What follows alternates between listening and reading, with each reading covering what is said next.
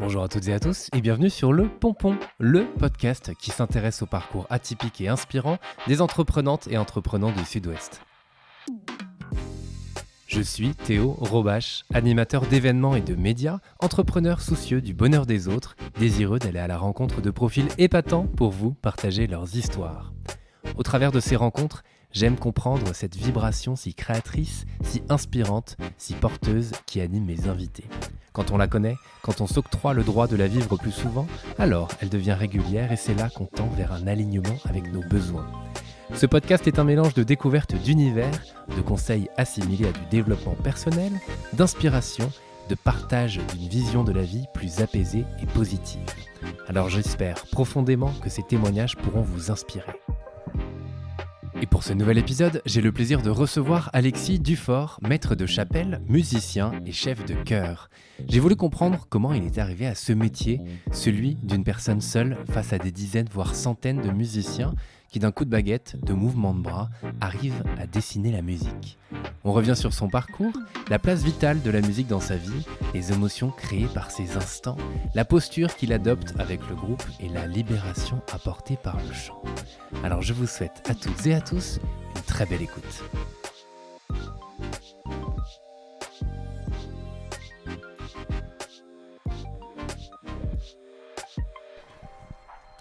Salut Alexis. Bonjour. Merci d'avoir accepté mon invitation. Avec grand plaisir. Très content de te recevoir sur Le Pompon. Eh bien, avant de commencer, est-ce que tu peux te présenter s'il te plaît ? Alors je m'appelle Alexis Dufort, j'ai 40 ans et je suis maître de chapelle de la cathédrale, je suis musicien, chef de chœur. Ouais, très bien. Est-ce que tu peux nous dire où est-ce qu'on est là aussi ? Parce que pour le coup, on enregistre dans un endroit particulier. Alors oui, c'est un endroit assez magique puisque le public n'a pas accès à cet endroit. Nous sommes dans les sacristies de la cathédrale et notamment dans la chapelle qui est réservée à l'archevêque de Bordeaux. Donc avec des beaux tapis anciens, des beaux fauteuils. Ouais, dans un endroit assez majestueux pour le coup. Tout à fait. Tu voulais faire quoi quand tu étais petit ? Moi, je voulais être vétérinaire. Et puis, à ma deuxième seconde, on m'a fait comprendre gentiment que je n'avais peut-être pas, la capacité de faire mes études pour être vétérinaire. Et du coup, je m'étais dit que peut-être que la musique serait ma bouée de secours. Okay. Sachant que j'adore la musique, mais que c'est pas toujours facile d'en vivre. Ouais. Et voilà, donc on m'a dit passe ton bac et après tu feras ce que tu voudras. Et je suis parti en fac de musicologie. Ok, d'accord, intéressant. Et alors, on reviendra sur tout ça. Ce lien avec la musique, il commence quand ? Alors moi, j'ai commencé le piano à 5 ans. En fait, Ouais. Quand j'étais petit, on passait tous les étés dans les Pyrénées, dans l'Ariège, dans un petit village où il y avait la fête du village avec la fanfare et le défilé aux lampions. Et depuis 2-3 ans, c'était le moment de l'année et je voulais faire du tambour. Du coup, mes parents m'ont inscrit au piano à 5 ans. Voilà. Okay. Et je suis rentré plus tard au conservatoire, au collège, dans la classe de percussion. Ok. Voilà. Et alors c'est marrant que ce soit au moment où on te dit que ça va pas trop être fait pour toi de vétérinaire, que tu prends une voie qui est peut-être inhabituelle, j'ai envie de dire. Enfin, tu vois, c'est vrai que tu l'as dit toi-même, la musique, on va pas tout de suite vers ça. Tout à fait. Après, je voyais pas trop ce que je pouvais faire. J'étais pas excellent en classe. J'étais vraiment nul en langue et pas très bon en mathématiques, mais moins nul qu'en langue. Du coup, j'ai fait quand même un bac S que j'ai eu. Et puis voilà. Après, je suis parti en musicologie. Ok. Et là, ça s'est bien passé. Pour une fois, j'étais pas trop mauvais. Donc voilà, c'était un nouveau départ. Ok. Et ça se passe comment des études de musicologie pour le coup ? Parce que j'en ai aucune idée. Alors c'est chouette parce que on fait de l'histoire de la musique, donc Ouais. on fait comme de l'histoire, on fait un peu de français, etc. Et puis on fait de l'harmonie, on fait du chant choral, enfin que des matières que j'aimais. Voilà. Ok. Et en parallèle, j'étais au conservatoire dans d'autres disciplines aussi. Ouais. Et justement, tu as fait quoi comme discipline alors ? Alors j'ai fait ma classe de percussion, je suis allé jusqu'au DEM, j'ai fait solfège. Le DEM, c'est le diplôme d'état musical, je crois. Ok. Ouais, je crois que c'est ça. C'est pour ça que je te demande, je sais pas. Et donc du coup j'ai fait formation musicale, j'ai fait harmonie, contrepoint et fugue, donc c'est l'écriture et analyse. Ok. Voilà. Et direction de chœur bien sûr, là aussi j'ai un DEM. Ouais, voilà. Ça marche. Et alors pourquoi aller vers les chœurs, enfin vers cette musique-là, j'ai envie de dire ? Alors comme beaucoup de musiciens, c'est le chant choral à l'office, parce que quand j'étais petit, j'allais à la messe et j'étais enfant de chœur, et puis quand il y avait la chorale, quand il y a du beau, ça touche souvent les enfants. Et Elvis Presley a commencé comme ça aussi, c'est parce Ouais. qu'il y avait la chorale dans l'église où il était. Et puis voilà, et puis un jour j'ai dirigé parce qu'on avait besoin de moi, je me suis mis à chanter, etc. Et puis de façon naturelle, je suis allé à la direction de chœur. Ok, chouette. Voilà. Et pendant tes études, justement,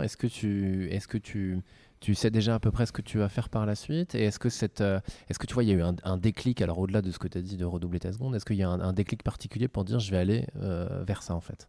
En fait, on se dit toujours, mais on veut pas se le dire vraiment parce que on sait que c'est pas possible. Bon, j'ai un papa médecin, donc les études c'est important, mais on m'a jamais forcé. Donc ça c'est chouette. Mais Mhm. voilà, il faut quand même passer ton bac et on verra plus tard. Et c'est vrai que musicien, on se dit c'est génial, mais de toute façon ça marchera jamais. Enfin, j'étais pas bon en classe, donc en plus si je commençais à être musicien, enfin voilà. Et puis finalement ça. C'est en faisant que je me suis dit que j'étais pas trop mauvais et que on s'est mis, parce que j'avais pas d'autre choix, à se dire que peut-être que ça serait la solution. Et Ok. finalement, c'était, je pense, la solution. Enfin, j'espère. En tout cas, ça fait quelques temps que tu es dedans. Et Oui, voilà, là normalement, c'est bon. normalement, c'est Là, plutôt c'est bon bon. signe. Ok, et ça dure combien de temps les études de Ah, c'est long parce musicologie? qu'on peut ne jamais avoir terminé. Donc, Ouais. bah, je sais plus quand est-ce que j'ai arrêté. Bah, tu as obtenu ton diplôme en 2004 de direction de chœur. D'accord. Ok. Je m'en souviens plus. Oui, mais j'ai dû continuer parce que j'ai fait aussi direction d'orchestre à Paris. Mhm. Mais je pense que je l'ai eu pas loin après, ouais, ou 2008 peut-être. Je sais Ouais. plus. Voilà. Mais bon, oui. Enfin, si on veut continuer en musique, il suffit de rajouter une matière et hop, c'est reparti. C'est Hein. reparti pour Voilà. longtemps. Tu remets une pièce dans le Donc jukebox. oui, ça peut être très long quand même. Ouais, ok. Ouais. Et alors, tu te souviens par quoi tu as commencé après tes études, justement?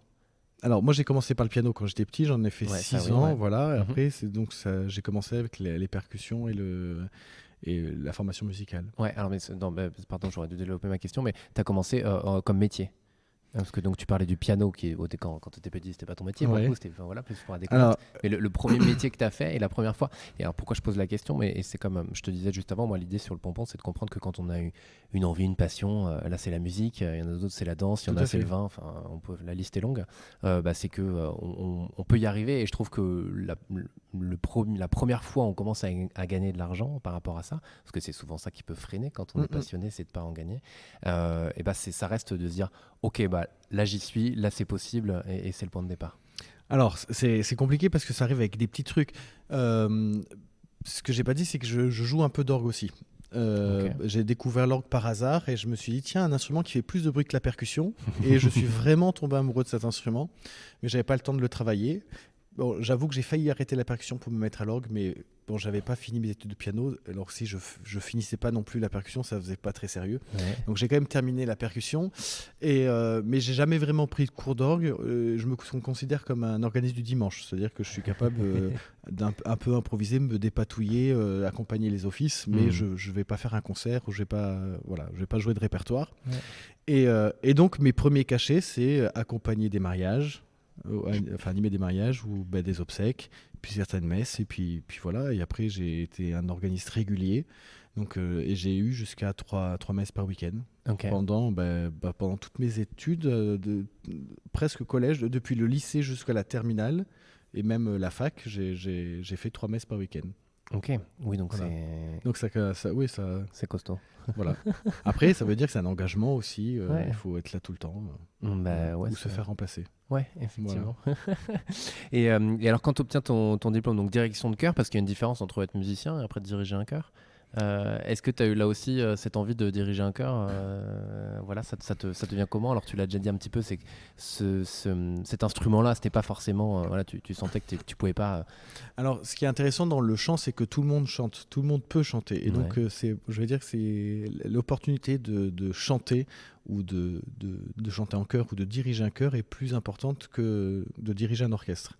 Et donc, de façon naturelle, toujours dans l'église où j'étais, il y avait un chœur. Et puis, pour Noël, pour les grandes fêtes, il y avait voilà, je participais soit en tant que choriste, puis au bout d'un moment, on m'a demandé une fois de remplacer. Et puis, ça s'est fait de fil en aiguille. Et puis, au conservatoire, le chant choral était obligatoire Mhm. avec la formation musicale. Et Mhm. après la fanfare au lampion de mon enfance, Ouais. c'est les événements qui m'ont le plus marqué. C'était dans la classe d'Hélène Lavaille. Ouais. C'était les grands rassemblements de tous les élèves. et tous les élèves chantaient une seule pièce. Donc ça pouvait être Carmina Burana, les Nuits de Walpurgis de Mendelssohn ou la Missa e Gloria de Puccini. Et puis les grands élèves étaient dans l'orchestre dirigé par le directeur et tous les autres chantaient dans le chœur. C'était obligatoire. Et alors là, c'était un choc, c'était un truc de dingue. Voilà. Donc là, je me suis dit, oh là là, ça serait bien de pouvoir faire ça plus tard. Voilà. Et pourquoi ça a été un truc de dingue? Qu'est-ce qui était dingue? L'émotion d'être dans le son, d'être dans la masse, la texture musicale. C'est pas juste, on écoute, on est traversé par une onde sonore. Il y a des choses physiques qui se passent. Et par exemple, quand les jeunes ou les moins jeunes vont en boîte de nuit, il faut que les basses soient à fond parce qu'ils sentent les vibrations, etc. Si on met le son pas fort, il n'y a plus du tout la même sensation, etc. Donc, en musique classique, c'est pareil, mais c'est moins fort. Et ça fait moins mal aux oreilles. Mais voilà. Non, mais il y a vraiment un effet physique. Même quand les gens entendent des chœurs, de temps en temps, ils disent « Ah, j'ai les poils qui se sont hérissés à tel moment. » Et tout le monde a les poils qui s'hérissent au même moment. Voilà, il y a vraiment une idée d'harmonie et de communion à ce moment-là. Ouais. Et ça, la première fois que tu l'as ressenti, c'était déjà petit? Ouais, je pense que c'était déjà petit. Et puis au conservatoire, justement, pour ces grands rassemblements. Okay. Puis chanter, ça libère aussi. Ouais. Je pense que ça m'a beaucoup aidé, la musique, quand même, dans ma vie. Ouais. Ok. Ah ouais? À quel niveau? Alors, je t'ai pas prévenu, mais parfois j'ai des questions assez perso. Hein. Là, quelqu'un m'a dit que on était un peu avec le thérapeute par moment. Non, quand j'étais petit, je sais que j'avais beaucoup de mal à m'endormir le soir. Ouais. Et donc plus tard, quand j'ai eu une chaîne IFI, par exemple, il n'y avait jamais de silence dans ma chambre. C'est bizarre, mais j'avais toujours la musique. Je m'endormais avec la musique, c'est la musique qui me réveillait. Et même, alors ça, c'est pas du tout un exemple qu'il faut faire. C'est quand je faisais mes études d'harmonique, je faisais mes devoirs d'harmonie, c'est-à-dire qu'on doit composer dans le style 2 à mon bureau. J'avais toujours un disque derrière, alors qu'il n'avait rien à voir avec ce que j'étais en train d'écrire. Et donc, j'arrivais à dissocier ce que j'étais en train d'écouter et la musique que j'étais en train d'écrire. Je déconseille de faire la même chose. Moi, ça a marché, mais je pense que ça aidera pas beaucoup de gens. J'allais te demander justement si le résultat était un mélange des deux ou si ça allait. Ça allait, mais voilà, c'est un sacré exercice quand même. Et alors, donc, après ton diplôme, est-ce que tu te souviens des premières scènes et est-ce que à ce moment-là, tu te dis, est-ce que tu as un objectif en tête? Parce que on commence, tu sais, quand on commence une activité, on fait plusieurs choses. Parfois, on a un objectif de se dire, j'ai envie de faire ce métier-là, potentiellement celui que tu fais aujourd'hui. Non, pas du tout, parce que toujours peut-être la peur d'être déçu plus tard. Donc, je me suis jamais dit, tiens, je veux faire ça, etc. En tout cas, à ce niveau-là, on en rêve toujours, mais on n'ose pas trop l'espérer. Et donc, en fait, c'est un parcours qui se fait par des petites victoires. On a un premier chœur, et puis le but, c'est que le concert soit bien, qu'il y ait du public, donc on est content, et puis ça s'améliore, on rajoute des choses, etc. Et puis après, de fil en aiguille, ça fonctionne. Chouette. Et alors, tu disais, tu as travaillé aussi bien à Bordeaux qu'à Paris, c'est ça? Alors, j'ai fait aussi des études de Paris à l'École normale de musique de Paris, dans la classe de Dominique Ruitz, qui est un professeur extraordinaire, et qui m'a beaucoup, beaucoup appris. Et donc, du coup, tous les lundis, je me levais à 6h du matin, enfin même avant, puisque j'avais un train à 5h17. Ah oui, donc voilà. bien avant même. Voilà. Et je faisais les retours dans la journée. Et donc, je rentrais le soir vers 23h minuit. Ok. Voilà. Ok, oui. Pendant 4 ans. De petites journées, quoi. Voilà. Et après, on enchaînait toute la semaine, normal. Ouais, ok, quand même. Et pourquoi aller à Paris aussi? Quel était Parce qu'il n'y avait pas de classe de direction d'orchestre à Bordeaux. D'accord. Voilà. Okay. Tout simplement. Okay. Voilà. Ouais. et alors, tu as gagné plusieurs prix aussi? Ouais. Je te vois. Si. Tu t'en souviens peut-être ou peut-être pas. Mais ça dépend desquels on parle, parce qu'il y a des prix en fait, quand on passe le diplôme à la fin, donc ce qu'on appelle le DEM, après on peut avoir des prix en plus ou des niveaux. Donc voilà, alors je sais pas de quoi on parle. Mais alors, en fait, j'en ai plusieurs. Tu as gagné un prix international de direction de chœur au Florilège Vocal de Tours en 2009. Et je sais pas, et je sens que 2009 c'était une année assez importante parce qu'il c'est le début de pas mal de choses. 2009, oui. Alors en fait, avec le chœur voyageur que j'ai créé en 2004, on est parti au Florilège Vocal de Tours, qui est un grand rassemblement de chant choral. Et il y a un concours international et un concours national. Et là, c'est la première fois qu'on a participé, c'est le concours national. Et donc le chœur voyageur a gagné tous les prix. Voilà. Et moi, on m'a décerné le prix de direction, alors que normalement, il n'y a que les chefs qui participent à l'international qui qui peuvent avoir ce prix. Et donc j'ai eu la surprise qu'en fait ils l'ont partagé avec un chef de l'international et moi. Alors que normalement je ne devais pas l'avoir et donc j'étais surpris. Donc j'ai eu ce prix aussi. Ok. Donc ça c'est chouette, c'est sympa. Ça fait plaisir. Tout à fait. D'après toi, pourquoi ? Qu'est-ce qui fait que là, 5 ans après avoir obtenu ton diplôme, tu as une reconnaissance de la sorte qui, donc, de ce que je comprends, c'est importante ?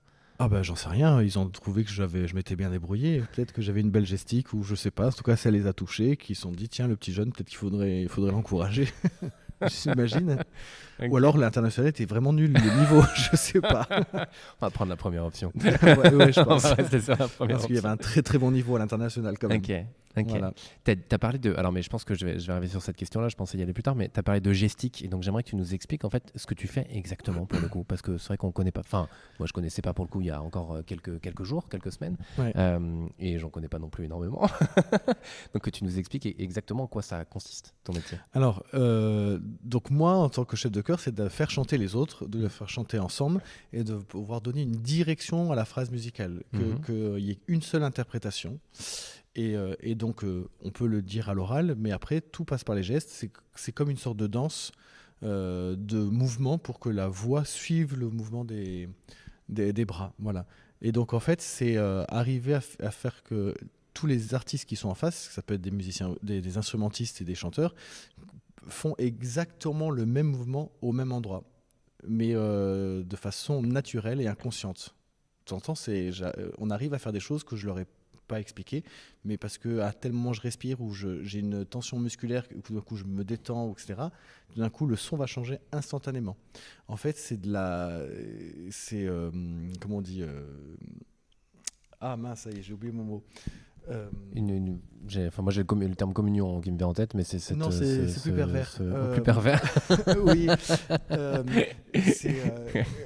Ah mince, quand on influence que. Ça y est, je vais essayer de t'aider. La manipulation. D'accord, effectivement. Voilà. En fait, c'est effectivement un peu plus pervers. Voilà, c'est de la manipulation, mais avec bienveillance. Ouais. C'est-à-dire qu'on va vraiment dans l'inconscient des gens et on leur fait faire ce qu'on veut, musicalement, bien sûr. Bien sûr, évidemment. Voilà. Ouais. Ok. Donc c'est très intéressant. Ouais. Et t'as un souvenir, alors j'ai plutôt envie d'aller encore une fois au début, plutôt de ce que tu as fait, d'un moment où, en fait quand on peut voir des images, on a vraiment l'impression que toi, ou en tout cas la personne qui fait ton métier, est vraiment en transe par moment, tellement on se laisse transporter parce qu'il est en train de se passer. Est-ce que c'est le cas, déjà, premièrement ? Et est-ce que tu te souviens d'une des premières fois où ça... Enfin, tu as vraiment ce que tu dis, moi c'est vrai que c'est ce lien, alors on ne se rend pas forcément compte et je te poserai des questions là-dessus, mais ce lien qui est créé entre ce groupe, cette masse, pardon, c'est pas très sexy de dire ça comme ça, mais ce groupe, et une seule personne qui bouge tes bras. Excuse-moi, mais... Alors, on m'a souvent dit que c'est dingue toute l'énergie que tu donnes en répétition ou en concert. Et souvent je réponds, c'est que vous vous rendez pas compte de l'énergie que moi je reçois. Ouais. Parce que moi je suis tout seul, alors je donne énormément d'énergie sur certains passages, mais quand en face j'ai 50 personnes qui me renvoient l'énergie que je viens de balancer, c'est quand même puissant. Donc en fait, on s'auto-alimente. Et en fait, quand on sort d'une bonne répète, le soir, on n'arrive pas à dormir. On est vraiment comme une pile. Okay. Alors, il y a des moments où, quand on sort de répétition, oui, on est fatigué, parce qu'on était fatigué avant, mais ça nous a requinqué. En tout cas, ça repart. Voilà. Et je disais tout à l'heure, en 2009, ça a été une année importante aussi. Tu as commencé à travailler avec l'Opéra de Bordeaux. Oui. Est-ce que, d'après toi, cette année a été importante. J'imagine que le fait de gagner un prix apporte aussi une certaine visibilité. Oui, potentiellement. Oui, pour le Chœur Voyageur, ça a été très chouette. Ouais. Ça a duré combien de temps Parce que donc tu l'as dit tout à l'heure, mais le Chœur Voyageur, c'est quelque chose que tu as écrit. Ou comment ça se passe? Non, en fait, on était un groupe de copains en licence 3. Ouais. En musicologie, et on devait faire un voyage scolaire pas très loin au Pays Basque espagnol. Et on s'est dit, tiens, au lieu de payer l'hébergement, etc., pourquoi on ferait pas un concert? On est tous musiciens, on s'organise un concert, et avec l'argent de la quête au chapeau, ça paye au moins le transport, etc. Ouais. Donc comme on faisait du chant choral à la fac avec nos professeurs, on s'est dit, déjà on a 10 pièces où on chante, et après vous êtes tous instrumentistes, vous nous faites un morceau de piano, un morceau de violon, etc. Et comme ça on arrive à 1h30 de musique. Et ça s'est fait comme ça, on a donné 2 fois ce concert et ça a beaucoup plu aux gens. Et on s'est dit, tiens, pourquoi on ne continuerait pas? Alors j'ai revu plus tard la vidéo de ce concert, c'était une catastrophe. Mais ça a plu quand même. En tout cas, le concept a plu. Et du coup, on a créé une association et c'est parti. Okay. C'est parti comme ça. Yes. Voilà. Ouais. Donc Et- c'est une belle histoire. Bah ouais, complètement. Et est-ce que tu peux nous expliquer comment ça se passe justement à la fois la création, mais j'ai surtout envie de comprendre toute l'évolution d'une pièce pour le coup, et quand voilà, toutes ces personnes sont en train de chanter et aussi en train de jouer de la musique. Est-ce que ça dure des mois? Est-ce que chacun travaille de son côté? Est-ce que dès le début, tu es avec tout le monde en disant, bah voilà, en fait, on va prendre cette direction-là? Comment ça se passe? Parce que, ouais, j'y Alors, connais rien. en tout cas, alors, je ne vais pas parler du chœur de l'opéra parce que c'est professionnel et donc ils n'ont pas les mêmes démarches et on Mhm. répète beaucoup plus souvent puisqu'on répète 2 fois par jour, le matin et l'après-midi, tous Ok. les jours. Ok. Voilà. Mais les chœurs amateurs, du coup, on répète 1 fois par semaine. Donc Ouais. il faut être quand même très efficace. Mhm. Je leur donne une partition et on dit, voilà, on va travailler ça. Donc, soit on déchiffre, soit c'est un chœur qui ne déchiffre pas. Donc du coup, on chante. Je dois chanter chaque voix une par une. Ils répètent. Après, je mets une deuxième voix par-dessus, puis une troisième, une quatrième, jusqu'à 8 ou voire plus quand il y a plus de voix. Et on monte ça au fur et à mesure. Ok. Normalement, ils n'ont pas besoin de travailler chez eux. Moi, dans l'optique, je veux qu'ils chantent par cœur. Donc, ma répétition, elle est de façon inconsciente. Je leur fais apprendre dans l'optique justement de chanter par cœur. Mhm. Ce qui n'est pas pareil que sur une pièce où je sais qu'ils chanteront pas par cœur. Donc, il y a des choses où je vais passer. Voilà. Donc, mon apprentissage est un peu différent. Donc, Ouais. normalement, ils arrivent à connaître la partition sans s'en rendre compte. Tu fais de l'hypnose en fait. Non, ça par contre je sais pas du tout faire. Par contre pour vérifier qu'ils la connaissent par cœur, en tout cas avec le chœur voyageur, on est dans une salle au conservatoire où il n'y a pas de fenêtre, donc autant Ah oui. que cela devienne utile. Ouais. Donc pour vraiment avoir une conscience du son, etc., ça arrive souvent qu'on chante mélangé. Parce que normalement, on a différents pupitres. Il y a les voix aiguës des femmes, les voix aiguës des hommes, puis graves des femmes, graves. Voilà. Donc on a 4 pupitres, Mhm. ce qu'on appelle les pupitres. Voilà. Mais ça m'arrive de les mélanger. Tout le monde se mélange. Donc on n'est pas du tout à côté de la personne qui chante la même chose. Ok. Et ça c'est un bon exercice. Et puis ça crée un nouveau son. Et après, j'éteins la lumière. Et donc, il n'y a plus de chef, il n'y a plus de direction. Donc, c'est le groupe qui doit s'écouter et se sentir. Il n'y a pas un qui doit impulser quelque chose d'autre. Tout est dans la respiration. Et voilà, donc le yoga n'a rien inventé. Et on a de très belles couleurs. Parce que comme, justement, ils n'ont plus le visuel pour avancer, pour savoir où est-ce qu'ils doivent aller, du coup, ils se concentrent sur l'écoute. Et on arrive à des choses complètement magiques. Ça doit être assez fou. Ah bah ça leur plaît beaucoup Ouais. quand ils connaissent leur partition. Parce que sinon quand on rallume ils se prennent une avoinée. Non c'est pas vrai. Je suis plutôt gentil. Voilà. Je disais tout à l'heure, en 2009, tu as commencé à travailler avec l'opéra pendant 7 ans, je crois, à peu près. Ouais, j'ai travaillé surtout avec les enfants. C'était un D'accord. rôle pédagogique que j'avais. Ok. Voilà. Et donc, c'est la même chose que pour des adultes, mais bon, bah, adapté aux enfants, c'est ça? Oui, Ouais. c'était un projet socioculturel et donc on travaillait avec des enfants de centres de quartier et oui c'est ça, de centres de quartier Mhm. de Bordeaux et de la Cube. Voilà. Ok. Donc des enfants plutôt en difficulté et on montait un spectacle pendant 1 an et à la fin ils donnaient ce spectacle sur la scène du Grand Théâtre Wow. avec orchestre ou petit ensemble instrumental et il n'y avait pas que ça parce qu'ils étaient aussi accompagnés avec leur famille, ils avaient des places pour des spectacles à 2 euros chacun. Donc il y avait Ouais. vraiment tout un parcours pédagogique et culturel Ok. vraiment intéressant. Ouais. Et donc arriver au Grand Théâtre pour des personnes qui n'ont jamais mis les pieds dans des bâtiments comme ça, avec voilà, le Grand Théâtre c'est quand même un endroit qui est magique et magnifique. Mhm. Donc il y avait l'effet waouh et ça c'est des expériences qui les marqueront à vie. Voilà. Et ils se sont dit je suis déjà allé dans cette maison, j'ai chanté là-bas, je me sens un peu comme chez moi. Ouais. Pourquoi tu as accepté de faire ça? Parce qu'on est venu me chercher, on m'a dit il y a une pièce très difficile à faire, on ne sait pas à qui demander à part toi. Ah, je mens pas, ça s'est passé comme ça.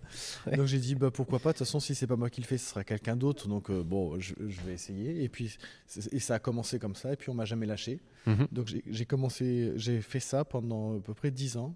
Et j'ai eu la chance d'avoir Salvatore Caputo, qui est le chef de chœur de l'Opéra de Bordeaux, qui un jour m'a demandé d'être son assistant pendant 5 mois, 6 mois pour voir.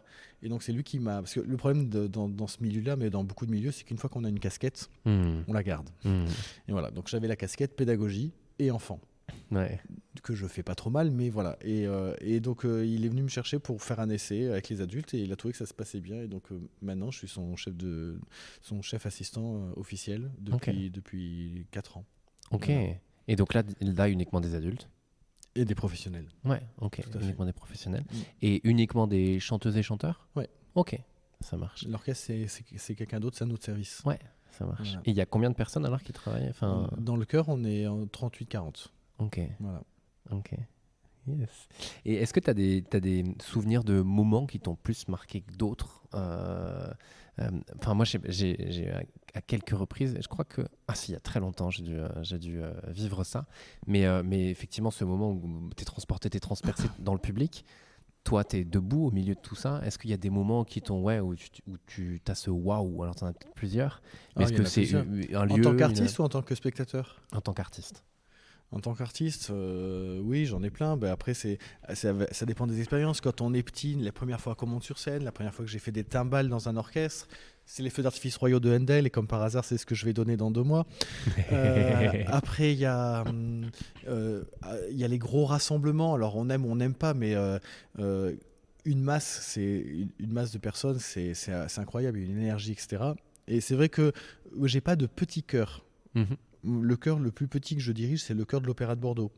La maîtrise de Bordeaux, les garçons ils sont 50-60, les filles elles sont 115 cette année. J'ai dirigé le grand chœur du conservatoire, on est arrivé jusqu'à 120 personnes. Enfin, voilà, visiblement, c'est une de mes spécialités, c'est les grandes masses. Mhm. J'ai dirigé jusqu'à 600 personnes. Ouais. Et un des grands souvenirs, ça a été pour les 15 ans du chœur voyageur en partenariat avec Cathedra. On a donné le Jubilate Deo de Dan Forest à l'auditorium de Bordeaux. Il y avait 300 choristes, dont le chœur voyageur, avec plein de stagiaires de Bordeaux et de la région. Et il y avait orchestre symphonique. Et là, c'était une ambiance très détendue. Vraiment, les gens étaient très heureux, très euphoriques. On l'a donné 2 fois le même jour. Il y a des gens qui pleuraient dans le public. Et là, en fait, on savait que ça allait marcher parce que la pièce est facile d'accès. On avait mis les lumières. Enfin, il y avait tout ce qu'il fallait pour que ça fonctionne. Mais je ne pensais pas que ça irait aussi loin, que les gens pleureraient dans le public et que les gens en parlent encore. Du coup, je pense que je vais bientôt le refaire. Ok. Voilà. Petit scoop. Exactement. Les gens s'attendent à ce que je le refasse, mais voilà, je pense que je ne vais pas attendre trop longtemps. C'est validé, quoi. C'est acté. Ouais. Et comment on fait pour gérer et diriger 600 personnes en même temps? Alors 600, c'était pas facile. Bon, alors, facile. et prenons dans ce Voilà. cas-là l'habitude des 100 et quelques. Non, mais, en fait, c'est pareil, parce que un groupe, ça reste un groupe. Voilà. C'est pas un ensemble d'individus. Alors évidemment, c'est un ensemble d'individus, mais à partir du moment où on s'adresse au groupe, dans ce cas-là, le groupe ne réagit pas comme plein d'individus différents. C'est-à-dire que les individus qui sont dans le groupe ne savent pas comment le groupe lui-même va réagir. Donc nous, en tant que chef, de temps en temps, il faut imaginer ou anticiper la réaction du groupe, alors qu'à l'intérieur, ils n'en ont pas conscience. Okay. Et donc c'est comment arriver à amener le groupe à un endroit donné de façon fluide, parce qu'un groupe où la direction n'est pas fluide, c'est l'enfer. Parce qu'une fois qu'on a perdu les gens, ils redeviennent individus, et là le groupe est défait et on n'obtient plus rien. Okay. Donc il faut, surtout avec les enfants, une fois qu'on les tient plus, qu'on les a perdus parce qu'on savait pas trop quoi dire, on bafouille ou on ne parle pas assez fort, une fois qu'on les a perdus, qu'ils sont avec le copain et tout, pour les récupérer c'est difficile. Voilà, donc ça c'est la base. Ouais. Voilà. Moi, ça demande quand même beaucoup, je trouve. Ta position, au-delà de la musicalité, parce que c'est quand même aussi ça le principal, mais c'est de garder le lien et cette harmonie globale. En fait, on est en représentation permanente. Ouais. C'est comme un professeur devant sa classe. Sauf qu'il a les 30 élèves, les mêmes toute l'année, tout le temps. Donc il y a une vraie relation qui s'installe. Bon, un chœur, c'est pareil, mais moi, j'en ai pas 30, j'en ai plus. Ouais. Voilà. Et ça t'a pas fait peur parfois d'être solo face à cette masse? En fait, on l'apprend. Au début, c'était compliqué. Je m'en suis rendu compte parce que je regardais pas les choristes dans les yeux. Et alors, je les regardais, puis dès qu'ils me regardaient, hop, je tournais le visage, etc. Et au bout d'un moment, j'en ai pris conscience et j'ai travaillé. Mais il y a énormément de travail à faire sur soi. C'est-à-dire que quand j'étais plus jeune, je filmais mes répétitions pour voir pourquoi ça n'a pas marché, pourquoi ici ils parlent, pourquoi là ça marche pas. Enfin voilà. Et en fait, on est tout le temps. En tout cas, moi, je me remets souvent en cause. Et de toute façon, mon prof de Paris nous a toujours dit, s'il y a un truc qui marche pas, c'est votre faute. C'est toujours la faute du chef. Sans pression aucune. Voilà. Bah après, Après, c'est toujours le chef qui a le dernier mot. Oui, Voilà. effectivement. Enfin, oui, il vaut mieux. Ouais. J'ai toujours comparé, en plus, au conservatoire, la grande salle d'orgue où les chœurs répètent est en amphithéâtre. Donc, ils sont tous en hauteur en hémicycle, Ouais. et nous, on est tout seuls en bas. Et j'ai toujours comparé la salle du chœur, que ce soit avec des enfants, des professionnels ou l'orchestre, on rentre dans l'arène. Et donc, on est soit dominé, soit dominant. C'est aussi simple que ça. Enfin, c'est binaire. Hein. Après, d'autres chefs le prendront peut-être pas comme ça. Moi, c'est comme ça que je le prends. Donc, il faut vite être dominant Ouais. pour qu'il n'y ait pas la place à être dominé. Mais de façon, ça peut être bienveillant. C'est pas un gros mot. C'est comme la discipline. Pour moi, c'est pas un gros mot. Voilà. Et voilà. Sinon, on peut vraiment se faire bouffer. Donc, il y a des moments où on se fait un peu mordre. Et puis, voilà, il faut expliquer, pédagogie, etc. Ouais. Et comment tu te sens avant de monter sur scène ? Parce que parfois, je trouve que l'artiste, le sportif... Ouais, et déjà, est-ce que tu as peut-être une routine aussi ? Alors, vous allez être très déçus. J'ai souvent la flemme. et alors, ceux qui travaillent avec moi vont rigoler s'ils entendent ça, parce que souvent, je leur dis, au moment où ça commence, je dis... Qu'est-ce qu'on fait là, franchement ? Vous n'avez pas la flemme, vous ? Ah non, ça va. Ou alors, ah oui, je dis, on les laisse, on s'en va.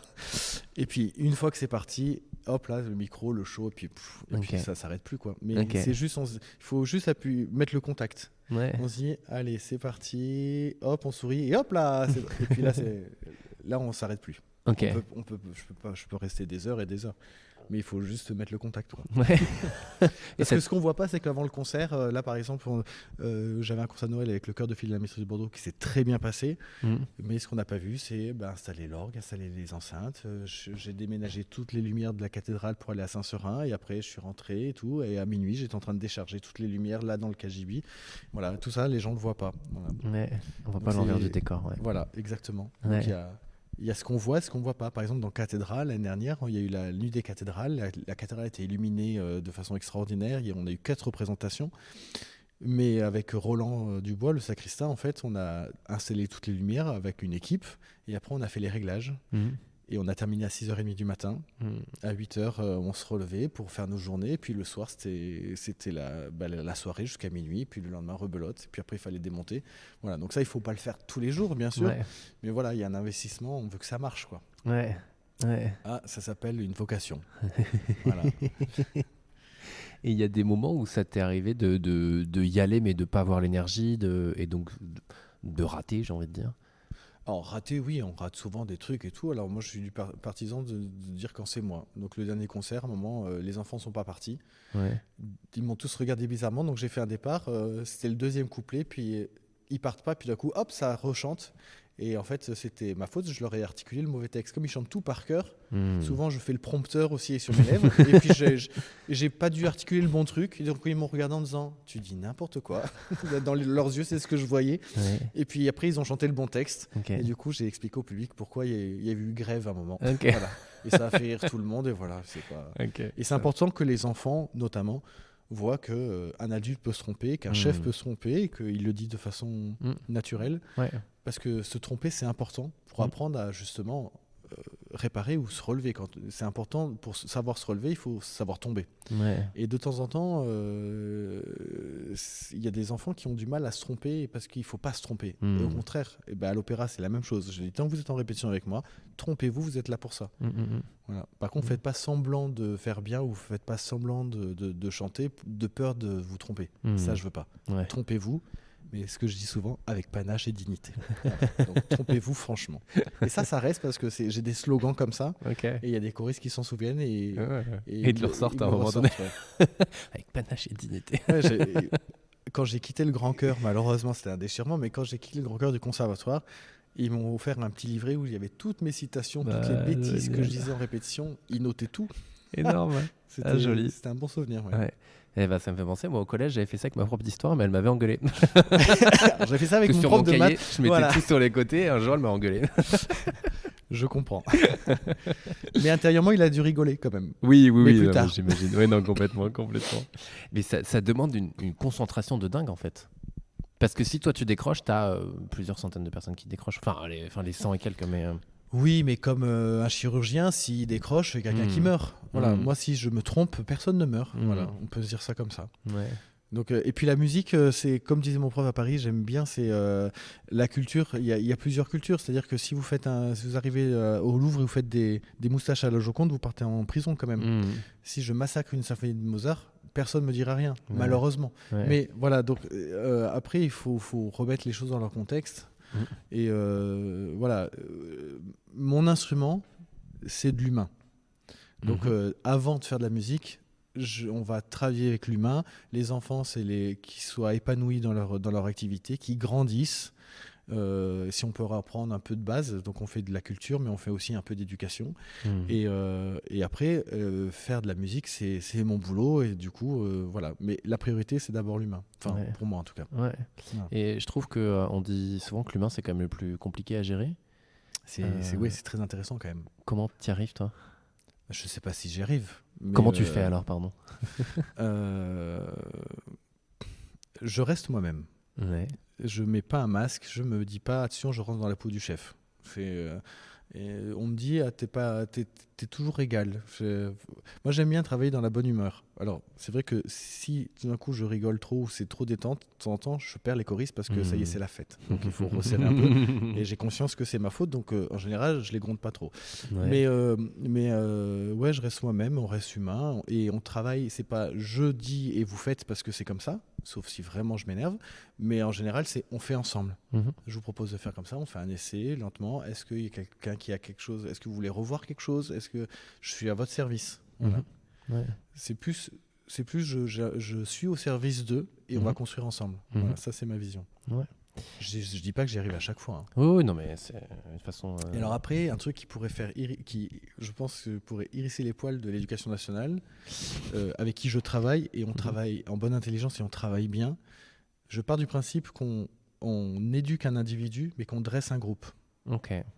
C'est un peu. Voilà. Effectivement, ça doit faut pas le dire à tout le monde. Je sais pas si au micro c'est bien de le dire, mais.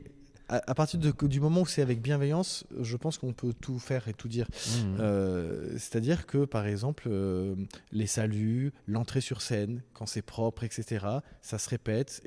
Mais ça ne se répète pas que sur scène. C'est-à-dire que la maîtrise, les enfants, j'ai la chance de pouvoir les emmener en tournée, en week-end, etc.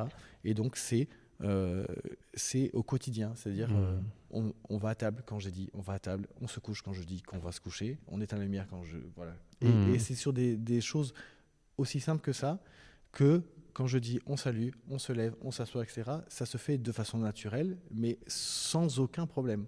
Et après, il y a des choses qui s'installent, avec un regard, ils comprennent, etc. Et j'ai une anecdote comme ça, c'est que on était dans une abbaye une fois en tournée, c'était en Belgique, et je reste pour discuter avec un enfant, et les autres, je les envoie au réfectoire. Et donc j'arrive un peu plus tard, et puis il y a la cuisinière qui arrive, et un peu affolée, et je lui dis mais qu'est-ce qui se passe ? Il me dit mais ils mangent pas. Je dis comment ça ils mangent pas ? Ils sont tous devant leur assiette, ils mangent pas. Je dis oh pardon. Et là j'ouvre la porte, je dis bon appétit. Merci. Ils étaient morts de faim. Et en fait juste je leur ai pas dit de manger, mais je leur ai dit allez manger, mais comme j'étais pas là, et personne n'a dit non touchez pas. En fait c'était instinctif. J'avais pas dit allez-y. Okay. Voilà, donc là je me dis mince, j'ai peut-être poussé bouchon un peu trop loin. Mais voilà. En fait, c'est sur des petits détails qui fait que le groupe se gère tout seul. Ça, c'est intéressant. Effectivement, ouais. Okay, effectivement, ça revient à la manipulation. Mais complètement. Mais tant qu'elle est bien faite, avec bienveillance. Ouais, voilà, c'est ça. Ouais. Carrément. Et tu as, si je ne m'abuse, une baguette. On appelle ça une baguette ? Oui, quand je dirige avec orchestre. Ok. Pourquoi ? La baguette est plus précise. Alors il y en a qui n'aiment pas, mais c'est vrai que quand on a un orchestre assez conséquent, la pointe de baguette, ça peut être plus précis. En plus, elle est blanche. Quand on a un costume noir, voilà, c'est plus visible. Alors j'avoue que quand je dirige avec un chœur, je dirige avec un crayon, comme si j'avais une baguette. Ça m'évite de faire des grands gestes, parce que je pense que je dirige mieux avec une baguette qu'avec les bras. Alors je dirige souvent avec les bras. En concert, j'ai pas de baguette. Mais je pense que je suis plus efficace. Je pense que je dirige mieux avec une baguette. Même si, quand on a les mains libres, on peut sculpter le son. Et j'avais une phrase que j'aimais bien de mon prof de Paris. Il dit on ne bat pas la musique, parce qu'on dit battre la mesure. On ne bat pas la musique, on la dessine. Voilà. Et en fait, ça m'a marqué. Et en fait, c'est vraiment ma ligne directrice quand je dirige. Ouais. C'est sculpter le son, c'est la matière musicale et on me le dit parfois. J'ai la chance que mes choristes chantent tout par cœur, que ce soit le chœur voyageur ou la maîtrise de Bordeaux. Ils chantent par cœur, donc ils ne peuvent que me regarder. Et il n'y a que quand ils chantent avec partition que j'arrive pas à obtenir ce que je veux parce que ils me voient mais ils me regardent pas. Ouais. Alors que là, quand ils me regardent, une fois que je sens que je les ai dans les mains, je peux leur faire tout ce que je veux musicalement et ça fonctionne et on arrive à des trucs de fou. Même de temps en temps, eux, dans leur regard, ils se disent « Waouh !» Et il y a des moments de grâce. Ok. Yes. C'est déjà arrivé que les choristes pleurent. Donc le public, ça arrive qu'il pleure. Ouais. Je me retourne, il y en a quelques-uns qui pleurent. Et puis de temps en temps, il y a des choristes où il y a trop d'émotions, c'est trop beau, il y a quelque chose qui se passe, on ne sait pas ce qu'ils ont vécu dans leur journée, ce qu'ils ont en ce moment. Et puis ça coule. Ça coule, ça chante et ça coule. Voilà. Ouais. Et c'est beau. Ouais. Et cette gestuelle-là, tu l'as apprise comment ? Est-ce que tu te laisses transporter, c'est naturel ? Est-ce que... Non, il y a une technique. Ouais. Et donc, moi, j'ai fait mes gammes comme n'importe quel pianiste ou instrumentiste. J'ai fait mes gammes de gestique pour pas battre tout droit. Mais il y a une autre phrase que mon prof disait souvent. C'est ce qui est bon dans le poisson, c'est pas les arêtes. C'est la chair qui est entre les arêtes. Et donc, si on fait juste la battue en ponctualisant les temps et les moments forts, en fait, ce qui est intéressant, c'est de comment je fais pour aller du point A au point B avec mon bras. Voilà, donc c'est la densité de l'air, la tension du bras, etc. Et ça ressemble un peu à la danse. C'est la qualité du mouvement. Ouais. Voilà. Après, chacun a sa technique et chacun a sa personnalité. Voilà. Et donc toi, c'est plutôt fluide, plutôt... Enfin, fluide, je ne sais pas si c'est le terme, parce que ça, normalement... Oui, fluide, ça marcherait, mais ça dépend de la pièce. Si c'est une pièce qui est dure et violente, je vais être dur et violent. Okay. Une fois, j'ai eu le voile noir, c'est-à-dire que je sais pas, j'ai peut-être mis trop d'énergie, trop de violence, et d'un coup, pouf, je voyais plus rien. Et dans ma tête, je me suis dit, merde, je tombe dans les pommes. Et hop, c'est revenu, et donc c'était bon. Okay. Voilà, ça m'est arrivé une fois. Je me suis dit, bon, ça là, va être un peu déstabilisant quand même. Voilà. Je me laissais un peu transporter là. Voilà, c'est ça. Et dans toutes les musiques que tu as citées depuis tout à l'heure, on est plutôt sur du classique. Ouais. Non, ça te va comme terme complètement. Ouais. Tu as toujours fait ça ? Tu as toujours voulu faire ça ? Alors j'ai dirigé un peu de musique variété de la chanson quand j'ai fait des remplacements de collègues et amis quand j'étais plus jeune, parce que c'était leur répertoire. Après, je fais pas du tout de musique. Je fais de la musique traditionnelle avec le chœur voyageur. On fait un peu tout, même avec la maîtrise de Bordeaux. Mais c'est pas là où je me sens spécialiste et je pense que d'autres le font beaucoup mieux que moi. Donc après, avec l'opéra de Bordeaux, je touche beaucoup de répertoire qui reste quand même classique, mais de temps en temps on a des surprises et je le fais parce que il faut le faire, mais c'est pas là où je me sens le plus à l'aise, mais je le fais quand même. Voilà. Okay. Après ça reste des notes, voilà. Oui. Mais c'est pas la variété ou la chanson que je serais le plus efficace. Enfin en tout cas le plus à l'aise. Et puis c'est pas forcément ce vers quoi t'as envie de tendre. Non, puis voilà, mais s'il faut, je le ferai. Oui. Voilà. On n'a pas encore tant parlé que ça, même si on parle de l'Opéra de Bordeaux depuis tout à l'heure, mais il y a un lien avec Bordeaux quand même qui est j'ai l'impression, plus fort que dans d'autres villes. Normal, puisque tu es d'ici. Ouais. Ouais, très bien. On va dire des bêtises. Je suis arrivé quand j'avais 3 ans, donc voilà. Ouais, yes, très bien. Parce que, entre autres, en 2017, il y a l'Académie nationale des sciences, arts et belles-lettres de Bordeaux qui t'a décerné le prix musique pour le travail que tu as fait ici. Ça t'a fait quoi de recevoir ce prix J'étais surpris, déjà je savais pas qu'il existait, et puis je me suis dit pourquoi moi, et puis voilà, je trouve que c'est sympa, c'est une reconnaissance pour le travail que je faisais à Bordeaux, parce que j'ai enseigné en musicologie de Bordeaux, j'ai enseigné au conservatoire, et puis et avec la maîtrise de Bordeaux, on a créé une classe CHAM, une classe à horaire aménagé, donc où les enfants font de la musique en temps scolaire, donc c'est vrai que mi bout à bout, ça fait quand même pas mal de choses construites, et donc c'est chouette, parce que c'est vrai que quand on avance, on a souvent la tête dans le guidon et on vit un peu dans le futur. C'est-à-dire que là, je suis dans mon agenda de 23-24. Okay. Mes concerts de Noël sont déjà bouclés pour l'année prochaine, alors qu'on est Nous 15, sommes le 15, exactement. Le 15 décembre. 15 décembre donc voilà, je sais déjà où est-ce que je serai le 15 décembre prochain. Okay. Là, je ne l'ai pas, mais... voilà, donc on vit beaucoup dans le futur, on se projette dans les concerts qui arrivent, on ne profite pas toujours du moment présent, sauf au moment des concerts. Et on se retourne pas souvent dans le passé, un peu, mais c'est vrai que quand c'est d'autres qui le font en disant regarde, t'as fait ça, on se dit ah oui, c'est vrai. Et c'est pas mal. Ouais, ça Ouais, fait c'est plaisir. Oui, ça Ouais. fait plaisir. Après, il y en a qui ont fait beaucoup mieux. Enfin, voilà. Et puis il y en a qui n'ont rien fait aussi. Donc, Oui, oui, bien sûr. Non, bien sûr, oui. Enfin, tout le monde fait un petit quelque chose, évidemment. Mais... Voilà. Et tu as un engagement aussi pour le patrimoine bordelais. On est dans un des lieux les plus emblématiques de Ouais. Bordeaux, pour le coup. À quel point là aussi ça te tient à cœur d'aller... Alors, j'ai de la chance parce que je travaille dans les 2 monuments les plus beaux de Bordeaux. C'est le Grand Ouais. Théâtre de Bordeaux et la cathédrale. Ouais. Et qui est le monument le plus visité de Bordeaux. La cathédrale. Ouais, cathédrale. Et j'ai la chance de faire plusieurs tournées par an, puisque avec le Cœur Voyageur, on part une fois à l'étranger tous les ans, et avec la maîtrise de Bordeaux aussi. Alors, parfois, on reste en France, mais souvent on part à l'étranger. Donc, ça me fait quand même 3 tournées par an. Mhm. Et à chaque fois, je rentre à Bordeaux, je me dis, c'est quand même une belle ville. Et j'en ai vu des villes. Hein. Et je me dis que c'est quand même très beau. Alors évidemment, ça pourrait presque être une ville musée, parce que c'est quand même une ville du XVIIIe siècle. Mais c'est un siècle qui me correspond bien. Voilà, c'est très beau. Et la cathédrale, c'est pas la plus belle cathédrale de France. Je le conçois tout à fait. Il y a une grande nef, mais elle a une histoire, elle est particulière. Et elle existe, il faut la faire vivre. Et c'est quand même un bâtiment assez extraordinaire. Ouais. Et c'est vrai que les deux sont assez incroyables. J'ai eu la chance de visiter l'opéra, pour le coup le Grand Théâtre, dans les coulisses aussi. Et là, merci de me faire découvrir aussi les coulisses. Un petit Avec grand peu, plaisir. c'est chouette. J'aime bien voir l'envers du décor. Et c'est vrai que c'est des endroits assez majestueux pour le coup. Et est-ce que toi, le fait de rentrer dans ces endroits, ça te fait quelque chose, ou à force de tout le temps les voir, Si. Ouais. Si, mais il faut, j'ai les clés, donc quand on décharge à minuit, etc., ou quand on rentre dans la cathédrale, il y a plus aucun bruit, il y a que les cierges qui brûlent des prières de la journée et tout. On est tout seul. C'est magique. C'est un endroit complètement magique. Ouais. Donc, et j'ai la chance d'avoir un clergé qui nous laisse avec cathédra carte blanche dans la cathédrale. C'est un super terrain de jeu. Évidemment, on fait pas n'importe quoi dedans, mais il y a une confiance. C'est toi la rêve partie Voilà. la dernière fois, c'est ça? Il y a une confiance mutuelle, et voilà. Enfin, si j'ai envie d'aller faire de l'orgue à 3h du matin, comme il n'y a pas d'habitation autour, ça ne posera aucun problème. Donc voilà, on est vraiment chez soi, et je sais que c'est un grand privilège. Ouais. Voilà. T'es déjà allé à l'étranger pour chanter aussi, pour diriger? Oui, bien sûr. Ouais. Ça change quelque chose? Est-ce que Alors, pour diriger des chœurs étrangers ou pour mes chœurs bordelais? Les deux, s'il y a une différence. Ah oui, bien. Ouais.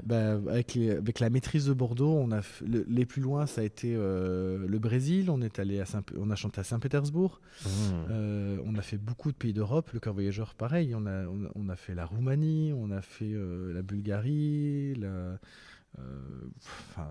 l'Arménie. Il y a une belle liste, ouais. Ah oui, et à chaque fois, c'est une culture différente. Okay. Et donc, c'est assez extraordinaire. Et puis, avec le Plisson, parce que j'ai un quatuor de la Renaissance, on a chanté au Japon. Voilà. Ok.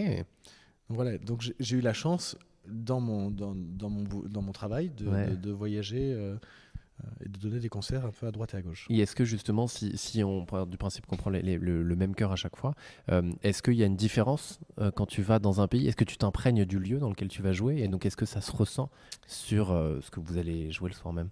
Ou autre que le soir, d'ailleurs. Non. Non, mais tu vois, je demande parce que tu pourrais... Je préfère... parce qu'on s'attend à une réponse, donc moi, je vais être franc. Ça arrive qu'on arrive sur le lieu du concert, juste au moment du concert. Okay. Donc, on n'a pas le temps de s'imprégner. Après, on est peut-être imprégné par la culture, parce que ça fait déjà 5 jours qu'on est dans un lieu. Une fois, on arrivait avec les petits chanteurs, on était en haut d'un village au Brésil, c'était tout petit, on était en retard. On est arrivé au moment du concert. On était... habillés, c'était l'été, donc on était en short, on était sale parce qu'on nous avait baladé à droite, à gauche. On arrive, l'église est pleine et on va dans la sacristie pour se changer, mais on est obligé de passer devant tout le monde, donc on traverse l'allée centrale avec nos sacs à dos, nos trucs, nos gourdes, machin. Tout le monde nous applaudit. Non, c'est pas encore le temps de se changer. Après, on revient nickel et on chante, et c'était génial. Mais voilà. Donc là, on n'a pas eu le temps de s'imprégner du lieu, mais l'ambiance était déjà installée. Non, ce qui va changer l'interprétation de chaque morceau, c'est l'acoustique. Ça change vraiment. Voilà. Et donc, selon l'acoustique, selon la disposition de l'église ou de la salle de concert, je vais disposer les choristes d'une certaine façon. Et puis, avec certains chœurs, je change. La disposition change selon les chants, et ça arrive qu'on entoure le public, qu'on prenne tout l'espace, etc. Donc, voilà, chaque concert est différent par rapport au lieu. Ok. Et ça, c'est toi qui le décides. C'est vraiment. Après, il y a des chants qui sont plus aptes à être mélangés ou à se mettre autour du public. Donc les choristes savent sur tel chant, on va faire sûrement ça. Ok. Et puis je me dis, tiens, l'acoustique est trop sèche, Ouais. on est en danger, on va pas le tenter. Et donc on le fait pas. Ok. Voilà. Mais sinon, ils savent qu'il faut se mettre comme ça, etc. Mhm. Voilà. Chouette. Et l'acoustique change quand il y a du monde. Bah oui. Alors de temps en temps, je dis au public, désolé, c'était encore mieux quand vous étiez pas là. Et ça les fait Histoire de rire. créer une bonne Et connexion. je leur dis, mais bon, vous inquiétez pas, on vous garde quand même. Voilà. Tu l'as mentionné tout à l'heure, mais de Cathédra pour le coup, l'association, Ouais. parce que donc, si je ne m'abuse, il y a le programme pour l'année prochaine qui est sorti, la saison. Ça y est. Est-ce que tu peux nous en parler un petit peu? Comment tu l'as imaginé? Qu'est-ce que ça va changer par rapport aux autres années? Voilà, une nouvelle saison musicale. Alors, Cathédra, on va bientôt fêter les 10 ans. Ok. Dans 2 ans, en fait, les 10 ans. Donc, là aussi, on se voit un petit bout de chemin avec Jean-Baptiste Dupont, qui est l'organisme de la cathédrale avec qui on a créé cette association. En fait, la cathédrale est un lieu qui est quand même assez beau, d'architecture, etc. Et on s'est rendu compte que les Bordelais ne connaissaient pas bien la cathédrale. Parce qu'à cause de Vigipirate, on ne peut plus la traverser. Parce qu'avant, toutes les portes étaient ouvertes. Et les gens, quand ils faisaient leurs courses, etc., ils traversaient la cathédrale parce que ça évitait de faire le tour sur la place. Ouais. Bon, ils ont raison, je faisais pareil. Mais au moins, ils rentraient. Même si c'était juste pour passer, ils rentraient. Voilà. Ouais. Et maintenant, à moins d'être un touriste, on ne rentre plus trop dans la cathédrale, surtout qu'elle est plutôt sombre. Elle est plutôt froide, il n'y a pas de chauffage. C'est sympa en été. C'est Alors, très sympa de venir l'été, ici surtout quand il fait très l'été chaud. dernier, les gens ont adoré. Moi, je me souviens, je était bien. passe très souvent un vélo devant, et donc Et c'était on le petit coup de fraîcheur au moment où on tu sent passes le devant. courant d'air frais qui sort de la cathédrale, tout à fait. Mais c'est quand même un lieu magique. Et donc, en fait, le but, c'est de faire vivre ce lieu, que ça ne devienne pas un musée, en fait. Alors, c'est pas un musée parce qu'il y a toute une vie culturelle, évidemment. J'en fais partie, donc je sais de quoi je parle. Mais qu'il y ait aussi une vie culturelle. Et c'est important parce que il y a le patrimoine de la pierre, mais il y a aussi le patrimoine vivant qui est la musique. C'est un art qui est éphémère et c'est un art qui se vit sur le moment présent. Voilà. Et donc, depuis la nuit des temps, il y a eu des compositeurs qui ont composé pour ces édifices, pour ces églises. À l'auditorium, au Grand Théâtre, quand il y a un concert de musique sacrée, Pygmalion, etc., c'est plein. Il y a un public qui vient pour la musique sacrée. Et donc, pourquoi pas le remettre dans son contexte? Alors, je dis ça, mais ça s'est jamais arrêté. Il y a toujours des concerts dans les églises. Ouais. Mais voilà. Et donc, je me dis, si c'est pas le maître de chapelle de la cathédrale et l'organiste qui s'en occupe, personne ne le fera. Donc, on a créé cette association en lien évidemment avec le clergé et le cardinal. Ouais. Voilà. Et donc, qu'est-ce qui va se passer alors plein de super choses. Il y a plein de choses. Donc, on a une trentaine d'événements. Dans l'année, donc il n'y a pas que des concerts, il y a aussi des visites nocturnes quand la cathédrale est fermée en début de nuit, début de soirée, des nocturnes que je fais avec découverte des orgues, un passage secret, la visite des sacristies qui sont fermées au public, qui ont été toutes restaurées, qui sont magnifiques. On va faire des répétitions aussi publiques pour des scolaires. Des visites aussi pour les scolaires adaptées à l'âge, c'est-à-dire qu'avec leurs professeurs, selon où est-ce qu'ils en sont dans leurs études, si dans l'architecture, est-ce qu'ils ont vu roman gothique, que ça fasse référence, qu'il y ait des transversabilités avec ce qu'ils étudient. Est-ce qu'on parle d'Aliénor et d'Aquitaine ou c'est pas encore le moment? Est-ce qu'on parle du mariage de Louis XIII à la cathédrale de Bordeaux, François Ier quand il est reparti chercher ses enfants quand ils étaient en otage? Enfin, il y a pas mal de choses. Et puis comment fonctionne une église tout simplement, voilà. Et puis il y a les concerts. Il y a une grosse partie des concerts qui sont à entrée libre ou gratuite et il y a une autre partie avec billetterie. Voilà. Okay. De mémoire, sur 30 événements, il y a entre 10 et 15 événements gratuits ou à libre participation. Okay. Voilà. Chouette. Et parce que évidemment la culture il faut qu'elle soit accessible à tous, mais la culture, elle n'est pas gratuite. Et c'est ce que souvent on essaie de faire croire à tout le monde. Et en fait, non, c'est pas gratuit, mais on essaie qu'elle soit abordable pour tous. Donc il y a une billetterie, certes, mais la billetterie est moins chère 5 jours avant le concert. Voilà. Sur Internet, quand on achète en pré-vente, c'est vraiment moins cher. Sur tous nos concerts. Ok. Voilà. Good to know, c'est bon à savoir. Exactement.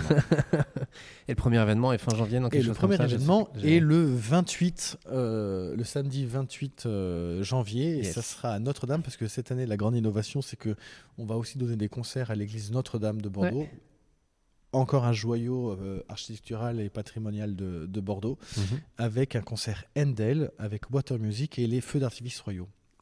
Ok. Alors, j'ai pas fait exprès, mais cette saison est un peu royale parce qu'on commence avec les feux d'artifice royaux de Handel. Il y aura la messe du couronnement de Mozart, un grand tube de Mozart, et en plus, ça arrive la veille du couronnement de Charles III en Angleterre.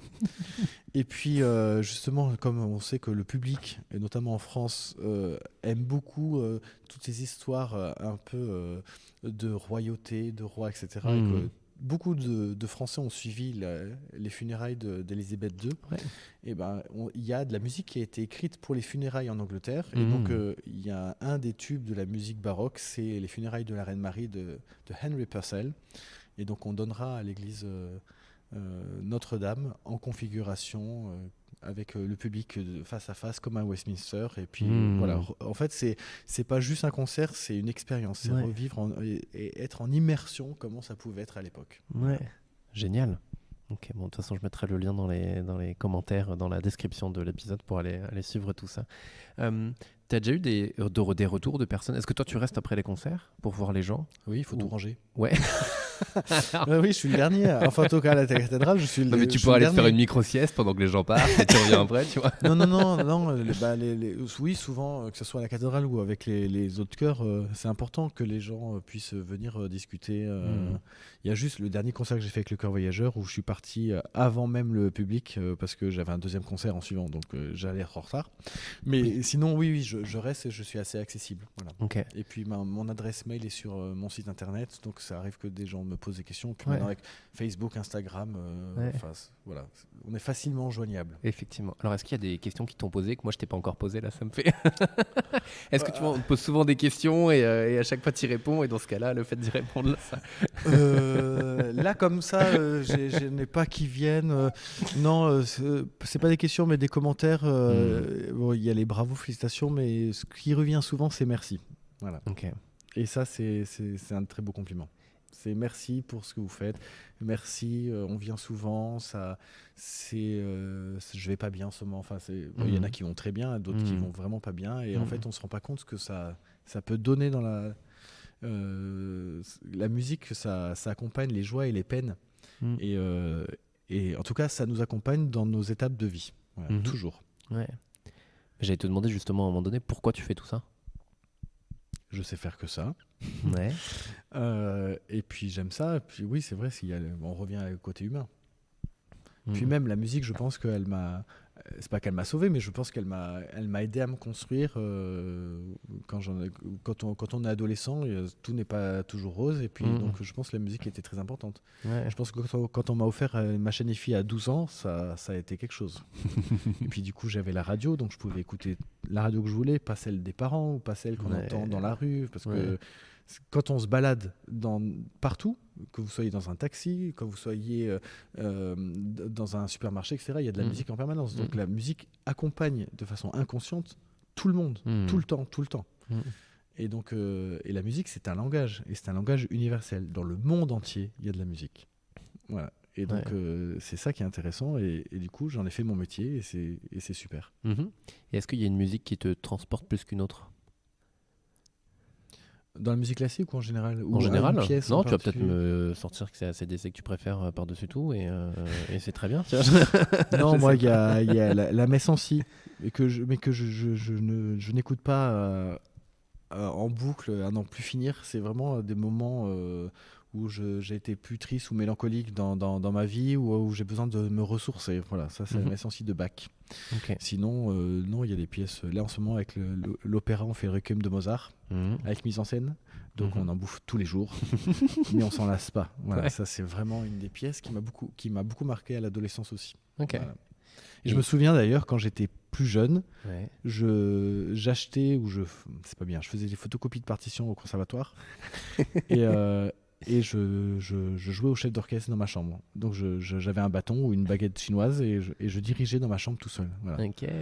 Et je me souviens aussi quand il y a eu un ordinateur à la maison, parce que ça paraît tout bête, mais l'ordinateur dans les foyers est arrivé y a pas si longtemps. Mmh. Donc j'étais adolescent et j'avais un logiciel d'édition musicale où on pouvait rentrer chaque note sur une partition. Et je me souviens que j'ai recopié la moitié de l'hymne à la joie du dernier mouvement de la symphonie de Mozart, de Beethoven, la neuvième de Beethoven, note par note, instrument par instrument.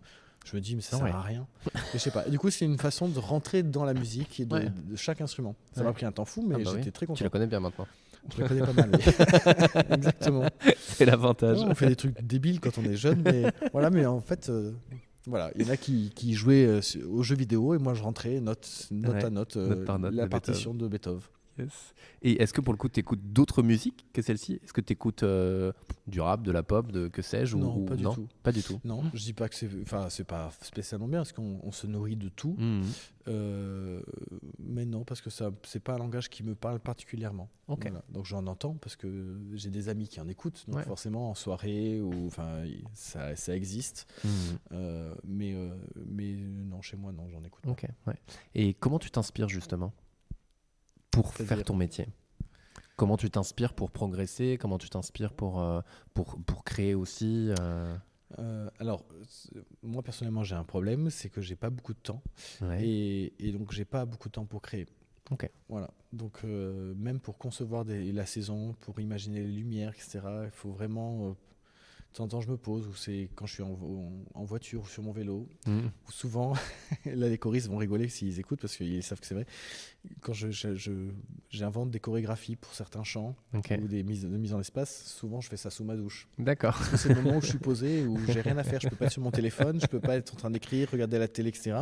Donc je travaille sous la douche. Okay. Elle est pas longue la douche, hein, je pense à la planète, mais faut être vraiment efficace, quoi. Voilà. En fait, j'essaie d'être efficace et de ne pas perdre de temps. Voilà. Sinon, faut se poser et prendre le temps, et c'est vrai que je n'arrive pas à le prendre. Voilà. Il faut avoir aussi envie de le prendre, hein, je dis pas. Mais... Oui, non, bien sûr. Tout s'enchaîne. Nous avons tous 24 heures dans une journée, donc après, c'est effectivement. Puis la musique, c'est non compressible. Donc, quand on veut écouter une pièce ou quand on veut travailler une pièce, alors même si on peut la travailler vite, à un moment, quand on déroule, elle n'est pas compressible. Elle dure ce temps-là. On va pas l'écouter en avance rapide. Voilà. Et donc ça, c'est quelque chose que les gens n'ont pas conscience. Ouais, effectivement. Intéressant. Oui. Pour quelqu'un qui n'a jamais vu de chœur, de concert, qui n'écoute pas forcément ce type de musique, tu conseillerais de faire quoi, de venir, mais est-ce qu'il y a un point d'entrée plus accessible que d'autres peut-être ? Alors, ce qui est sûr, c'est qu'il faut venir parce que écouter de la musique à la radio ou en CD, c'est super, c'est déjà bien. Ça reste de la musique en boîte. Et donc, la musique réelle, c'est vraiment, on est traversé par une onde sonore et un son, une acoustique, etc. Quand on va à l'opéra, entendre des voix lyriques, c'est très impressionnant parce que il y a quand même une puissance vocale dont on n'imagine pas. Quand on n'a jamais entendu, en fait, on se dit oui, ils chantent fort. Non, c'est vraiment, il y a une puissance, vraiment quelque chose. On se dit mais comment ils font ? Et ça, c'est une sacrée claque. Donc, en fait, j'ai pas de gros conseils. C'est il faut tenter l'expérience. Alors peut-être pas une pièce qui dure 4 heures, parce que ça peut être long. Un opéra, une opérette, ça peut être bien parce qu'il y a une mise en scène, donc il y a une histoire, ça peut être intéressant. Sinon, n'importe selon ses goûts, quoi. Oui, mais tu dirais pas, pour quelqu'un qui ne connaît rien, tu dirais pas plutôt Mozart, plutôt Beethoven, plutôt autre chose Non, parce que chacun va... Si la personne est plutôt fan de jeux vidéo, dans ce cas-là, plutôt des musiques un peu héroïques, genre Carmina Burana, ou... Après, ça dépend. Puis, chaque personne change dans sa vie, et donc c'est comme avec les goûts à table. Il y en a qui détestaient le fromage, et à la fin, et plutôt quand on est adulte, on aime le camembert, mais les enfants n'aiment pas le camembert. On préfère le sucré, après on passe plutôt au salé. La musique, c'est pareil. Il y a toujours des pièces qui nous marquent jeunes, mais après, le goût évolue, et puis on n'est pas... On continue à vivre, à grandir, à évoluer, donc on continue à être modelé par la vie, et donc les goûts aussi. Est-ce que tu aurais un message ou un conseil à faire passer aux personnes qui ont une envie, une passion en tête et qui n'osent pas encore y aller ? Si c'est juste une passion, il faut tenter. Et on se trompe, au pire, avec panache et dignité. Là, une passion pour en faire son métier ? Ouais. Ouais. Je pense qu'il faut être bien accompagné. Après, il y a des exemples qui vont me donner des raisons, des exemples qui vont me donner tort. Il faut quand même que la personne qui accompagne ou les professeurs puissent dire un jour oui, continue dans cette voie parce que tu as un potentiel et c'est pas pour ça que tu vas y arriver. Ou alors quelqu'un qui dise oui, c'est bien, mais tu n'y arriveras peut-être pas. Donc, mets pas tous tes œufs dans le même panier. Mais c'est dur à entendre. Mais de temps en temps, c'est ça qui déclenche le déclic à la personne. Ouais. Donc, en fait, il n'y a pas de... J'ai pas vraiment de conseils parce que... Voilà, c'est juste être bien accompagné. Si la personne veut vraiment se donner les moyens, qu'elle se les donne. Et puis après, il faut voir. Hein. Ouais. Mais ce qui est compliqué, c'est que c'est pas parce qu'on a du talent qu'on y arrive. Et c'est malheureux. Parce que en fait, c'est pas juste un examen et puis on l'a, une fois qu'on l'a, c'est fini. C'est qu'après, il faut trouver du travail, il faut des opportunités, il faut que la vie nous donne une chance. Enfin, c'est que des... Enfin, en tout cas, pour moi, ça a été que des opportunités. Ouais. C'est-à-dire que, bon, avec les copains, on a créé le Chœur Voyageur, d'accord, mais... à la maîtrise de Bordeaux, ils ont voulu créer un chœur de filles une année. Et puis, moi, une fois, j'ai accompagné à l'orgue les petits chanteurs. Et on m'a dit, ah, bah tiens, tu veux pas créer le chœur de filles avec nous ? Je dis, bon, ok, pourquoi pas. Voilà, maintenant, elles sont 115, ça fait 16 ans. Okay. Voilà. Et du coup, après, j'ai repris les petits chanteurs de Bordeaux. Et puis, l'opéra, c'est Salvatore Caputo qui m'a donné ma chance. Mais s'il ne me l'avait pas donné, je ne serais pas à l'opéra de Bordeaux. Voilà, au conservatoire, c'est le directeur qui m'a demandé, puisque tu fais de la direction et que tu te débrouilles bien, tu vas prendre la suite de ta prof et tu vas prendre la direction du grand chœur. Et puis à l'université, c'était pareil. Ouais. Il m'a dit, tu vas donner des cours. J'ai dit, mais j'ai pas le diplôme. Il m'a dit, mais c'est pas grave, c'est toi qu'on veut. D'accord. Et donc, j'ai préparé les étudiants au diplôme que je n'avais pas. Okay. Je l'avais pas passé, donc je l'ai pas raté. Ouais. Mais voilà. Bon, okay. J'ai été pris par mes compétences, mais pas pour mes diplômes. Ouais. Mais je sais pas si c'est possible, mais peut-être. Bon, en tout cas, ça s'est bien passé. Mais voilà, donc c'est des opportunités. Et on m'a toujours dit de pas dire non. Alors le problème, c'est que maintenant, il faut dire non. Sinon, tu crées que sous la douche, quoi. Donc c'est ça. C'est ça. Donc à force de dire oui à tout, t'as plus de temps. Il faut penser à la planète. C'est ça. Et justement, alors, quand tu as dit ça, le fait qu'on te propose des choses que tu ne sais pas faire, ça ne t'a pas fait peur ? Après, j'accepte plutôt les choses que je sais faire. Oui. Mais le fait de donner des cours, tu vois, comme tu disais, le diplôme que tu n'avais pas passé, le fait de... Oui, mais c'est dans mes compétences. Ouais. Donc, c'est-à-dire que je ne les prépare pas à préparer un cours ou une dissertation sur l'histoire de la musique, etc. Quand un jour, j'ai remplacé un prof d'histoire de la musique, c'était sur la Renaissance, et c'est quelque chose que je maîtrise. En tout cas, c'était pour les premiers cours. Donc, c'est leur premier cours de l'année, musique de la Renaissance, avec avec le contexte historique, etc. Et ça, je maîtrise. Ouais. Voilà. Mais il ne fallait pas que je fasse la musique contemporaine, même si je me débrouille, mais je ne me sentirais pas très à l'aise. Donc, évidemment, je n'accepte que les choses où je ne me sens pas en difficulté. Ouais. Ok. Voilà. Chouette. Je cherche pas de trucs en plus, donc oui. Au pire, je dis non. Oui, exactement. Ça fait un peu plus d'une heure qu'on est en train d'échanger tous les deux. Oui. Est-ce qu'il y a des choses sur lesquelles tu aimerais qu'on revienne, des choses qu'on n'a pas abordées ? Tu te dis, tiens, ça pourrait être chouette d'en parler. On a parlé un peu de ton parcours, du métier que tu fais. Pas mal de choses. On a parlé de la maîtrise, parce que c'est important, parce que la maîtrise, donc, c'est des chœurs d'enfants. On se dit toujours ça marche bien, etc. Mais c'est plus difficile le recrutement avec les garçons parce que, comme tout le monde sait, les garçons muent. En plus, ils muent de plus en plus tôt par rapport au XVIIe siècle. Les gens ne savent pas, mais bon, c'est pas très important. Et donc, du coup, ils perdent leur voix d'enfant, ils passent chez les hommes. Et j'ai la chance qu'il y a une bonne ambiance chez les petits chanteurs de Bordeaux. Et du coup, j'ai pas mal d'hommes, contrairement à d'autres chœurs de garçons. Mais le recrutement est difficile parce que donc, les enfants muent plus tôt. Et puis, l'image des chœurs des chorales, c'est souvent un truc de filles. Alors que c'est pas vrai. Les garçons que j'ai, ils jouent au foot tout le temps. Enfin, c'est vraiment des gars. Mais ils chantent et ils adorent ça ensemble. Et voilà. Et donc le recrutement est un peu plus compliqué chez les garçons, surtout depuis le Covid. On a noté parce on est monté que jusqu'à 90 choristes. Ah ouais. Donc là, on a quand même diminué. On est 50-60. C'est déjà vraiment bien. Hein. Mais comme je vous dis, comme ils muent, Il faut penser l'avenir, il faut tout le temps recruter en permanence. Voilà. Et c'est un vrai patrimoine, parce que les chœurs de garçons, c'est ce qui a animé les cathédrales, les opéras, etc. Et voilà, il y en a plus beaucoup en France. Et à Bordeaux, on a cette chance. Et c'est vrai que voilà, on n'y pense pas toujours, mais il y a un petit groupe de garçons qui chantent bien. Et donc, s'il y a des parents qui nous écoutent, on recrute chez les petits chanteurs de Bordeaux.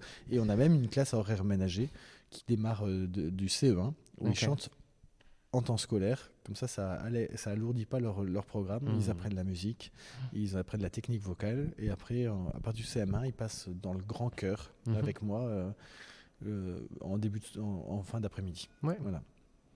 Et puis après, je pense qu'on y dit beaucoup de choses. Ouais. Yes. Ouais. Mais ce sera donc ma dernière question. Alors, même si on l'a un petit peu compris, qu'est-ce qui t'anime au quotidien ? C'est un peu tout. Je suis souvent content d'aller travailler. Ouais. Parce que ça se passe bien, y a de l'humain. C'est comme quand on va à une soirée ou quand on va à un dîner, on va retrouver les copains. Alors, c'est pas des copains, c'est des collègues de travail, en tout cas à l'opéra. Mais il y a une bonne ambiance, il y a pas de tension. Enfin, il peut toujours y avoir des tensions, mais ça, c'est dans tout le travail. Et puis, je me dis, j'ai de la chance, j'aurais pu faire des maths ou être vétérinaire. Et finalement, être vétérinaire. Voilà.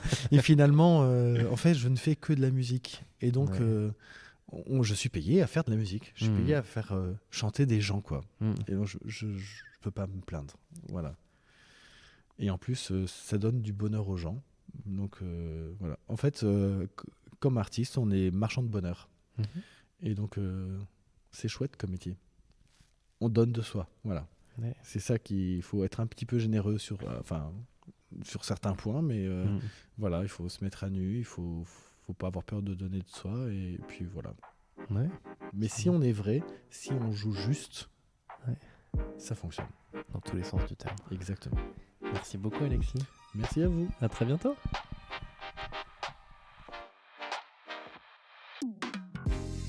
Merci à toutes et à tous pour votre écoute. Je reste impressionné par la puissance de son métier et du rôle qu'il a dans la création d'une sublime harmonie. Le moindre geste, la moindre respiration entraîne chœur et musiciens dans une certaine direction et cette connexion est impressionnante. Si cet épisode vous a plu et qu'il peut d'après vous inspirer d'autres personnes, alors je vous invite à le partager autour de vous, mettre des étoiles sur votre plateforme d'écoute préférée, de liker, etc. Bref, le pompon se fait connaître aussi et surtout grâce à vous. On se retrouve la semaine prochaine pour un nouvel épisode du Pompon et d'ici là, passez une belle semaine pleine de musique. À très vite.